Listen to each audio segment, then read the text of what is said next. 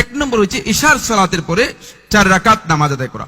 ইবনে আবি শাইবা রাহমাতুল্লাহ তাআলা মুসান্নাফের মধ্যে বর্ণনা করেন, মুররা থেকে তিনি বর্ণনা করেন, আব্দুল্লাহ ইবনে মাসউদ রাদিয়াল্লাহু আনহু থেকে তিনি বলেন, মান সাল্লা আরবাআন বাদাল ইশা, যে ব্যক্তি ইশার সালাতের পরে 4 রাকাত নামাজ আদায় করলো, লা ইয়াফসিলু বাইনাহুন্না বিতাসলিম, এই সালাত আদায় করার সময় মাঝখানে কোন ধরনের বৈঠক করবে না, সালাম দিবে না, দাঁড়িয়ে যাবে, একসাথে 4টি আদায় করলো।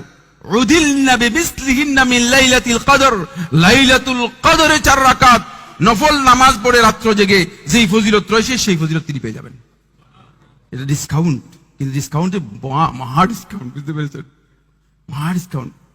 শোয়ার আগে খেয়াল রাখবেন, অনেক বিস্তারিত আলোচনা রয়েছে, সময় আমাকে আর সুযোগ দেয়নি। 2 নম্বর পয়েন্ট হচ্ছে সালাত, রাতের নামাজের মধ্যে আপনি অন্ততপক্ষে শোয়ার আগে 2 রাকাত নামাজ পড়বেন। এই 2 রাকাত নামাজের মধ্যে কমপক্ষে 10টি আয়াত তেলাওয়াত করবেন।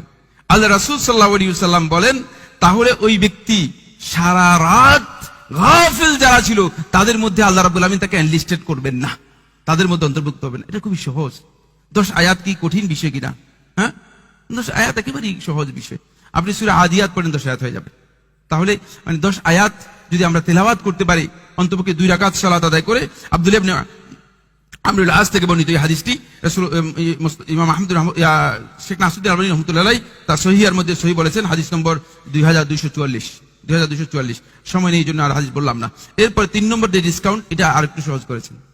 সেটা হলো রাসূলুল্লাহ সাল্লাল্লাহু আলাইহি ওয়াসাল্লাম বলেন, আবু মাসউদ আনসারী রাদিয়াল্লাহু আনহু বর্ণনা করেন, রাসূলুল্লাহ বলেন, মান কারাআ বিল আয়াতাইনি মিন আখির সূরাতিল বাকারা, যে ব্যক্তি রাত্রি ঘুমের আগে সূরাতুল বাকারা এর শেষ 2 আয়াত তেলাওয়াত করলো, ফি লাইলাতিন কাফাতাহু, তার জন্য এই 2 আয়াতই সারা রাত কিয়াম করার জন্য যথেষ্ট হয়ে যাবে। সারা রাত থেকে ইবাদত করা যে ফজিলত রয়েছে সেটা যথেষ্ট হয়ে যাবে।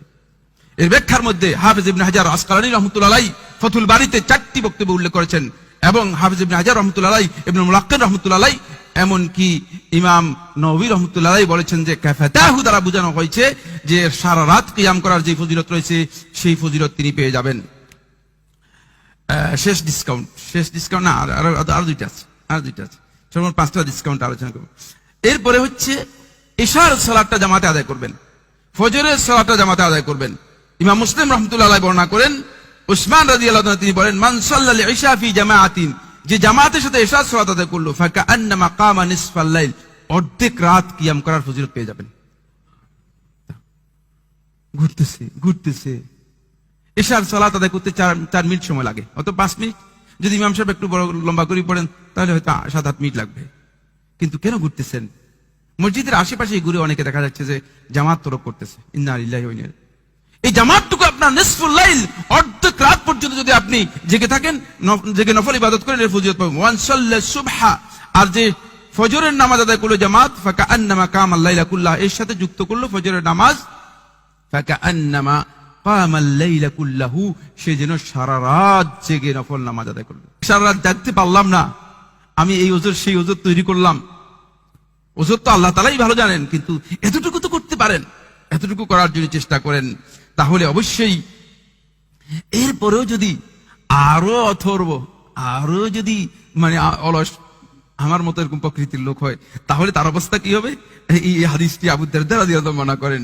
তিনি বলেন, রাসূলুল্লাহ সাল্লাল্লাহু আলাইহি ওয়াসাল্লাম বললেন, মান আতা ফিরাশাহু, যে ব্যক্তি ঘুমানোর জন্য বিছানায় আসলো, ওয়া হুয়া ইয়ানবি আন ইয়াকুমা ইউসাল্লি ফিল লাইল, নিয়ত করছে যে রাতে ঘুম থেকে জাগবো ইনশাআল্লাহ, আল্লাহ অন্তরে ইখলাসের সাথে, আল্লাহ আমি শেষ রাতে ঘুম থেকে জেগে নফল কিয়াম করব, নফল নামাজ পড়বো।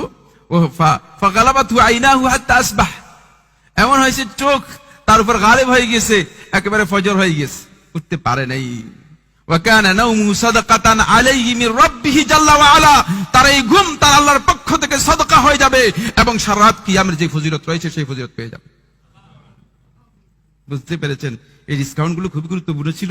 ডিসকাউন্ট আলোচনা করার পরে আরেকটি পয়েন্ট আলোচনা করব, সময় আর বেশি নেই। সেটা হলো ইতিকাফ। বন্ধুগণ, রমাদানের একটা বিশেষ প্যাকেজ ছিল ইতিকাফ।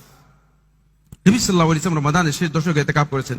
আমাদের এই মসজিদ সহ আমাদের মসজিদগুলোতে ইতিকাফ করেছে লোকেরা। ইতিকাফ আপনার শেষ হয়ে গিয়েছে, কিন্তু ইতিকাফের ছোট ভাই, ইতিকাফের গ্রেট বহন করে, এই ধরনের ফজিলত কিন্তু আপনার কাছে রয়ে গিয়েছে, যেটা সারা বছর আপনি করতে পারেন।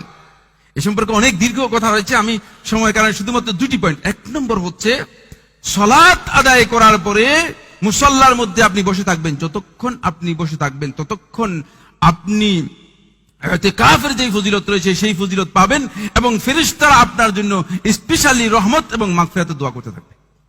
ফেরেশতারা স্পেশালি আপনার জন্য মাগফিরাতের দোয়া করতে থাকবে। দুই নম্বর হচ্ছে ইতিকাফের আরেকটি হচ্ছে ইন্তিজারুস সালাতি বাদাস সালাহ। সালাত আদায় করার পর যদি কাজ না থাকে আরেক সালাতের জন্য অপেক্ষা করুন, বসুন, কিছুক্ষণ বসে থাকেন। এই সময় যতক্ষণ পর্যন্ত আপনি মসজিদের বসে থাকবেন ততক্ষণ পর্যন্ত বসে থাকার কারণে সালাত আদায় করা যে ফজিলত রয়েছে সেই ফজিলত আপনি পেয়ে যাবেন। সালাত আদায় করা যে ফজিলত রয়েছে সেই ফজিলত পেয়ে যাবেন। এখানে অনেকগুলো হাদিস রয়েছে, শুধু একটি হাদিস ইমাম বুখারী রাহমাতুল্লাহ তার সহিহে বর্ণনা করেছেন। আবু হুরায়রা রাদিয়াল্লাহু তিনি বলেন, আন্না রাসূলুল্লাহ সাল্লাল্লাহু আলাইহি ওয়াসাল্লাম قال, রাসূলুল্লাহ সাল্লাল্লাহু বলেছেন, আল মালাইকাতু তুসাল্লি আলা আহাদিকুম, ফেরেশতারা তোমাদের কোন ব্যক্তির উপর সালাত আদায় করে থাকে, রহমতের দোয়া করে থাকে, মা দামা ফি মুসাল্লাহু, যতক্ষণ পর্যন্ত সে তার মুসাল্লার মধ্যে যেখানে সালাত আদায় করেছে সেখানে বসে থাকবে। অনেকে আসছে মনে হয় যেন নামাজ শেষে তিনি একটু বসতে পারেন না, কিসে যিনি তাকে তাড়াই নিয়ে চলে যায়। বুঝতে পেরেছেন? না, ফজিলত শয়তান তো বুঝতে পেরেছে। নামাজ শেষ বসে কেন? নামাজ শেষ বসে থাকার কারণ কি? না, কিছুক্ষণ বসলেন, কি করবেন? আল্লাযী সাল্লা ফীহি, যেখানে সালাত আদায় করেছে, মা লাম ইউহদিস, যতক্ষণ পর্যন্ত ওযু নষ্ট না হবে। তাকুলুল মালাইকাতু, ফেরেশতারা বলবে, আল্লাহুম্মা গফির লাহু, আল্লাহুম্মা আরহামহু, হে আল্লাহ তাকে ক্ষমা করো, হে আল্লাহ তার উপর রহমত করো। ফেরেশতারা এই দোয়া তার জন্য করতে থাকবে। ফেরেশতাদের দোয়ার অর্থ কি? হাফেজ মুনাবী রাহমাতুল্লাহ এই হাদিসের ব্যাখ্যার মধ্যে উল্লেখ করেন, তিনি বলেন, সাথে সাথেই আল্লাহ সুবহানাহু ওয়া তাআলা এই দোয়া কবুল করেন, সাথে সাথে আল্লাহ সুবহানাহু ওয়া তাআলা এই দোয়া কবুল করে থাকেন।